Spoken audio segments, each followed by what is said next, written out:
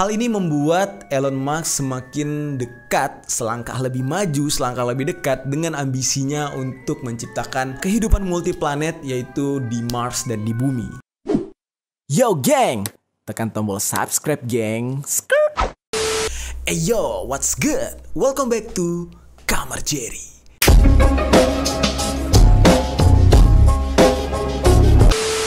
Geng, kita akan membahas tentang Elon Musk. Siapa yang tidak kenal manusia yang bisa dikatakan adalah orang terkaya di abad ini? Kalau dibilang dia nomor satu belum tentu, karena di atas dia pasti ada lagi yang tidak terdetek gitu kan. Salah satunya keluarga Rothschild, keluarga Rockefeller, yang biasanya itu harta kekayaan mereka itu tidak terdetek gitu geng. Nah, kita hari ini akan terfokus pada Elon Musk. Orang ini sangat eksentrik, di mana dia berani menghisap ganja di depan publik. Pernah menuduh secara terang-terangan kepada salah satu penyelam kalau penyelam tersebut adalah seorang pedofil katanya. Cuman gara-gara penyelam tersebut tidak mau menerima bantuan dari Elon Musk. Pemilik nama lengkap Elon Reeve Musk ini lahir di Pretoria, Afrika Selatan. Wah, bukan orang Amerika geng, tapi orang Afrika Selatan tuh. Banyak yang bilang orang Afrika ketinggalan zaman, tertinggal, bodoh atau apa nih contohnya nih. Orang Afrika Selatan salah satunya nih, terkaya di dunia sekarang. Nah, dia lahir pada tahun 1971 geng. Dan dia ini adalah anak tertua alias anak pertama dari 3 bersaudara. Ulah dari Elon Musk ini kerap sekali membuat para kolega atau partner bisnisnya itu menjadi was-was gitu, karena dia tuh bener-bener orang yang semena-mena gitu geng ya. Dan bahkan sikapnya ini hampir saja mengancam karir dan bisnisnya gitu. Dia ini benar-benar berbeda dengan orang-orang terkaya atau miliarder atau triliuner lainnya, yang dimana kalau misalkan orang lain tuh biasa kan jaga sikap geng, dimana orang-orang lain itu biasanya mereka itu jaga image, melakukan hal-hal kebaikan-kebaikan untuk menutupi segala kekurangan mereka. Kalau Elon Musk ini enggak, dia tetap menjadi manusia biasa. Dia ya layaknya orang-orang yang hidup bebas gitu geng. Dia mau bandel, dia mau nggak suka, dia mau marah, terserah dia gitu, ya kan? Dan dia memiliki julukan Iron Man di dunia nyata. Kenapa begitu? Ya kalian lihat sendiri kan di film, di movie Iron Man gimana tajirnya, ya kan? Dimana dia memiliki banyak-banyak peralatan canggih gitu ya. Nah seperti itulah Elon Musk di dunia nyata saat ini. Salah satu ciri nih geng, orang dengan pemikiran seorang miliarder, yaitu dia selalu memikirkan langkah-langkah ke depan yang lebih baik.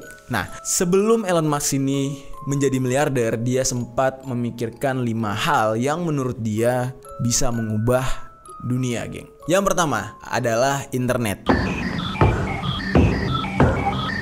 Sejak tahun 90-an, Elon Musk itu percaya banget kalau internet ini bakal merubah dunia. Dan itu kalian lihat sendiri kan, sekarang udah terbukti geng. Bahkan dia membandingkan dan menyamakan kalau internet ini sama seperti sistem saraf manusia, yang dimana pernyataan dia kalau kita tidak mempunyai sistem saraf, kita itu tidak bisa menggerakkan organ-organ tubuh kita, jari-jari kita gitu kan. Semua hal-hal yang ada di tubuh kita tidak akan bisa bekerja dan bergerak tanpa saraf. Dan begitulah katanya internet di masa depan. Masa depan itu adalah sekarang. Kalian lihat, kita tidak bisa hidup tanpa internet, ya kan? Gamers, YouTuber, bahkan orang-orang kantoran, bahkan sekarang pengemis pun butuh internet. Gue pernah lihat orang ngemis tuh punya handphone. Oke, jadi pemikiran seorang miliarder seperti Elon Musk itu sangat-sangat berbeda dengan pemikiran orang biasa. Dan apa yang dia pikirkan itu biasanya terbukti. Seperti yang dia pikirkan sejak tahun 90-an tentang internet. Dan sekarang kalian bisa lihat sendiri. Oke, pemikiran kedua dari Elon Musk, yaitu kehidupan multiplanet. Ini menurut gue benar-benar mencoba melawan kodrat ya, menurut gue ya. Dimana kita tuh ya nggak tahu, di agama gue sudah disebutkan kalau manusia ini ya tempatnya di bumi. Sementara orang dengan pemikiran-pemikiran cerdas dan ke depan gitu seperti Elon Musk ini percaya kalau manusia ini dapat hidup di banyak planet alias multiplanet. Bisa di Mars, bisa di planet yang lain, dan bumi ini tetap jadi masternya gitu. Elon Musk ini sangat cinta dengan dunia antariksa, dan bahkan dia sempat membuat sebuah video game masa dia remaja, geng. Bayangin tuh, pinter banget nih orang. Dan kecintaan dia terhadap antariksa ini tidak berhenti sampai di dunia game doang. Dia ketika mempunyai banyak uang kayak sekarang, dia benar-benar mewujudkan niatnya untuk membuat kehidupan lain di planet Mars. Saking ambisinya dia, ditambah dengan dia sekarang memiliki uang yang sangat banyak, dia membangun sebuah perusahaan yang bernama SpaceX. Tahun 2002 startnya, geng. Nah, SpaceX ini fokus mengembangkan roket-roket dan wahana untuk misi-misi ke luar angkasa. Di tahun 2008, SpaceX ini memenangkan kontrak sebesar 1,6 miliar dolar Amerika Serikat dari NASA. Kerjasama ini menghasilkan sebuah proyek yang sangat penting, yaitu mengembangkan roket Falcon 1 yang akan diorbitkan di tahun 2008. Dan bahkan cukup mencengangkan, yaitu mengirimkan astronot ke planet Mars di tahun 2025. Bahkan ya, SpaceX ini bekerja sama dengan Angkatan Udara AS, yaitu USAF atau United States Air Force untuk membantu misi militer. Pada tahun 2018, SpaceX sukses meluncurkan roket Falcon Heavy yang memuat mobil sport Tesla Roadster menuju Mars. Lalu pada tanggal 30 Mei lalu, roket SpaceX berhasil memberangkatkan astronot NASA ke orbit untuk pertama kalinya, geng. Dan itu merupakan tonggak sejarah bagi pesawat luar angkasa untuk manusia. Dan hal ini membuat Elon Musk semakin dekat, selangkah lebih maju, selangkah lebih dekat dengan ambisinya untuk menciptakan kehidupan multiplanet, yaitu di Mars dan di bumi. Sampai di sini menurut kalian gimana, geng? Ambisi Elon Musk ini menurut kalian apakah sebuah hal yang positif atau justru akan membahayakan kita umat manusia? Oke, sebelum kalian jawab, kita lihat dulu pemikiran ketiga dari Elon Musk dalam merubah peradaban dunia. Yang ketiga ini cukup membuat kita was-was ya, dimana Elon Musk ini berencana untuk merubah genetika manusia. Ini sama seperti dalam karakter film tahun 1977, yaitu Gattaca, yang mana menjalani rekayasa genetik agar bisa melakukan perjalanan ruang angkasa. Menurut Elon Musk, ketika dia masih muda dulu, dia itu beranggapan kalau dengan mengubah genetika manusia ini dapat hidup, dia dapat mengubah dunia ini. Dan hal itu dia wujudkan sekarang dengan sebuah teknologi yang bernama CRISPR. Gua agak kurang bisa bacanya, apa CRISPR doang apa CRISPR, karena di sini CRISPR ya tulisannya. Hal ini diperuntukkan agar manusia itu bisa bertahan di planet Mars atau planet di luar bumi. Nah, makanya Elon Musk beranggapan genetik kita itu, DNA kita itu harus dirubah dulu, geng. Gua nggak tahu tuh dirubahnya menjadi DNA alien kah. Yang jelas kita itu sudah bisa beradaptasi di dua planet yang berbeda. Atau justru ketika genetik kita diganti, mungkin kita hanya bisa hidup di Mars, jadi tidak bisa kembali ke bumi gitu, geng. Serem banget ya rencananya Elon Musk ini. Nah, pihak NASA sendiri berharap astronot ini benar-benar bisa mendarat di Mars di tahun 2030-an gitu. Nah, di sini gue agak bingung nih. Mendarat itu mendarat seperti apa? Apakah mendarat tanpa menggunakan alat apapun, tanpa menggunakan alat pernafasan, tanpa menggunakan baju astronot, atau gimana ya ini maksud NASA ya? Mungkin lebih tepatnya ya setelah genetik diganti, dirubah, mungkin manusia secara bebas bisa langsung turun dari pesawat ruang angkasa, terus juga langsung bisa beradaptasi di Mars kali ya.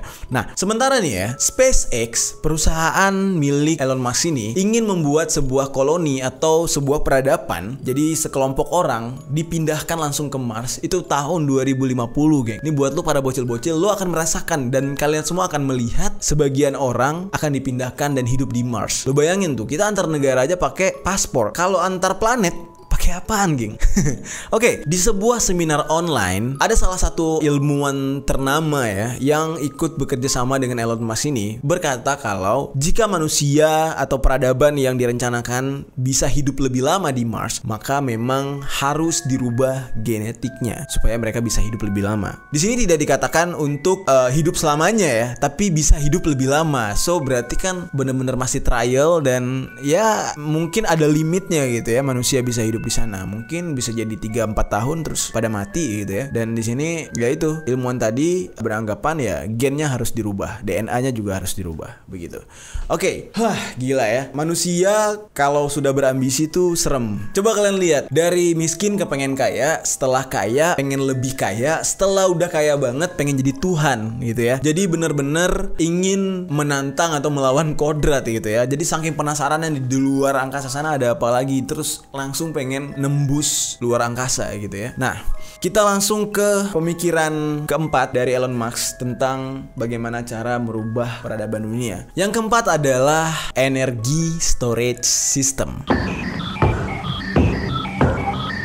Saat remaja, Elon Musk ini percaya dia itu mempunyai sebuah kewajiban untuk merubah nasib manusia dengan menciptakan sebuah teknologi energi yang bersih gitu. Jadi dia percaya kalau energy storage system ini akan merubah masa depan umat manusia. Namun di sini Elon Musk berkata, suatu hari nanti akan ada pajak karbon, di mana yang seperti kalian ketahui ya, kita kan menggunakan minyak. Minyak itu kan ditambang dan berasal dari fosil manusia, ya kan, fosil makhluk hidup gitu. Ketika kita menggunakan minyak atau gas atau apapun lah bahan bakar itu akan meningkatkan polusi. Nah, di mana Elon Musk ini berkeyakinan kalau di masa depan untuk membuat bumi ini semakin sejuk, semakin segar, semakin baik gitu ya, akan diberlakukan pajak karbon namanya. Dan itu biayanya sangat tinggi untuk mengurangi konsumsi minyak bumi atau gas bumi agar tidak menciptakan polusi. Jadi mungkin itu juga alasan Elon Musk kenapa dia menciptakan mobil listrik kali ya. Yang kelima ini pernah kita bahas, yaitu kecerdasan buatan alias artificial intelligence.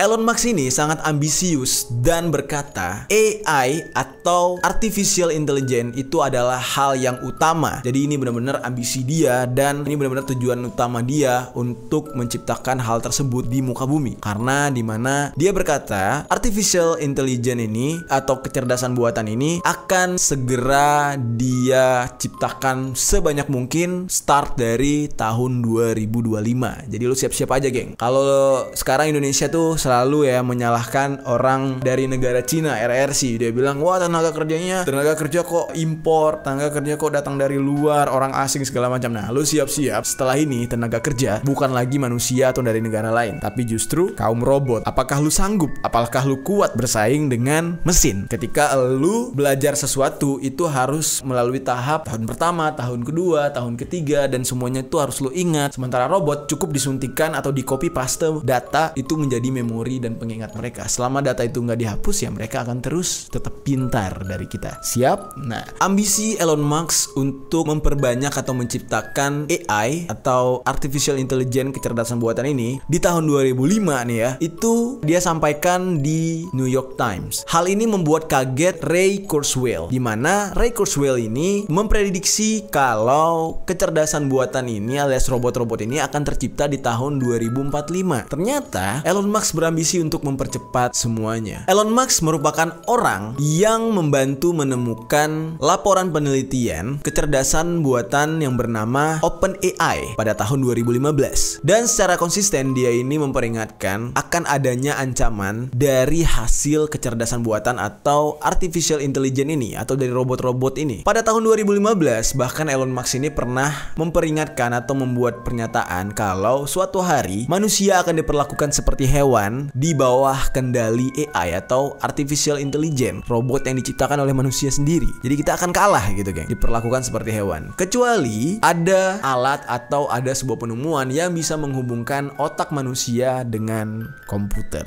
Jadi kita akan lebih pintar kalau otak kita bisa dihubungkan dengan komputer. Waduh, gue makin bingung aja gitu ya dengan pemikiran orang seperti Elon Musk ini. Lalu setelah pernyataan itu, tiba-tiba saja Elon Musk mengumumkan sebuah startup antar muka otak komputer baru yang mencoba menanamkan chip otak menggunakan sebuah perangkat yang mirip dengan mesin jahit. Menurutnya yang disebut dengan Neuralink. Menurut Elon Musk, Neuralink ini akan memungkinkan manusia untuk bersaing dengan AI. Parah banget ya, udah diciptakan terus kita diminta untuk bersaing dengan robot-robot buatan mereka ini. Dan katanya orang-orang akan bisa menyembuhkan penyakit yang ada di otak lalu mengendalikan suasana hati, dan bahkan chip ini akan memungkinkan orang yang sudah terpasang chip di kepalanya mendengarkan musik langsung dari chip tersebut yang ada di otaknya. Jadi wah, itu serem banget sih. Karena itulah Musk mendirikan sebuah usaha intelijen mesin Neuralink, karena dia percaya manusia harus bergabung dengan AI. Jadi harus bergabung dengan robot. Gimana di sini Elon Musk ini berencana untuk membuat kita manusia hidup nih yang berdaging dan berotaknya nih harus dirancang ulang menjadi AI. Jadi dirancang ulang, harus terhubung otak kita dengan komputer, sama aja kayak memesinkan manusia. Jadi apa yang kalian lihat dari film-film di Hollywood, film-film buatan Amerika tentang orang-orang yang dihidupkan kembali, sudah mati lalu dirancang ulang,